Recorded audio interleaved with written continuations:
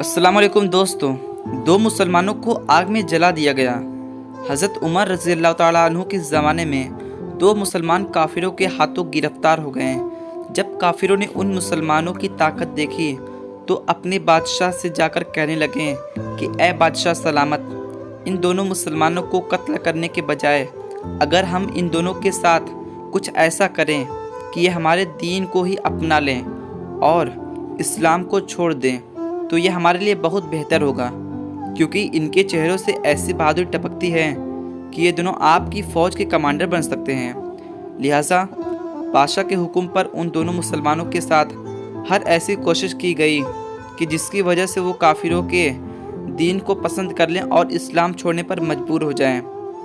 इसलिए पहले उन काफिरों ने उन दोनों मुसलमानों को लालच दिया कि अगर तुम इस्लाम छोड़ दोगे तो हम तुम्हें ढेर सारा इनाम देंगे और खूब ज़मीन व जायदाद तुम्हारे नाम लिख देंगे। लेकिन जब देखा कि दाल नहीं गल रही है और ये दोनों किसी तरह अपने दीन को छोड़ने के लिए तैयार नहीं हैं, तो फिर काफिरों ने इन दोनों को बहुत ज़्यादा डराया धमकाया और कहा कि अगर हमारी बात नहीं मानोगे तो हम तुम्हें मौत के घाट उतार देंगे। इसलिए बेहतर होगा कि तुम हमारे दीन को कबूल कर लो।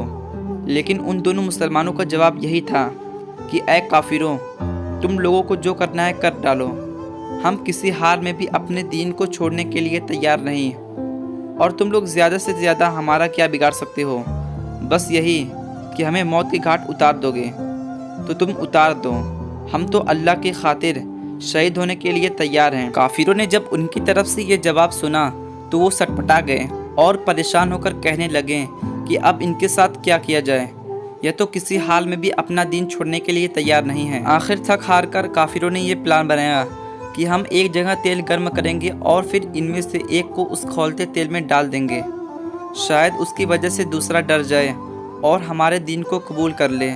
चलो दोनों ना सही तो कम से कम एक तो हाथ आ ही जाएगा। लिहाजा तेल गर्म किया गया और उन दोनों को उसके पास बिठाकर डराया गया कि अगर तुम हमारी बात कबूल नहीं करोगे तो हम तुम्हें इस खौलते तेल में डाल देंगे।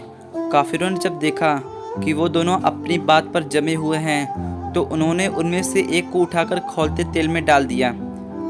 ज़रा तस्वीर कीजिए कि जब तेल गर्म हो और उसमें गोश्त डाला जाए तो फिर किस तरह वो कबाब बनता है और क्या नक्शा सामने आता है।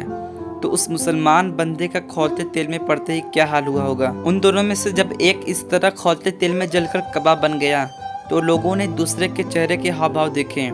जब उन्होंने दूसरे मुसलमान को देखा तो उसकी आंखों में आंसू भर रहे थे, तो वो काफ़ी लोग समझे कि ये दूसरा मुसलमान अब डर गया है, इसलिए अब ये हमारी बात मान लेगा। तो वो कहने लगे कि देखो, हमने पहले ही कहा था कि अगर तुम दोनों हमारी बात मान लोगे तो तुम्हें इस खौलते तेल में जलना नहीं पड़ेगा।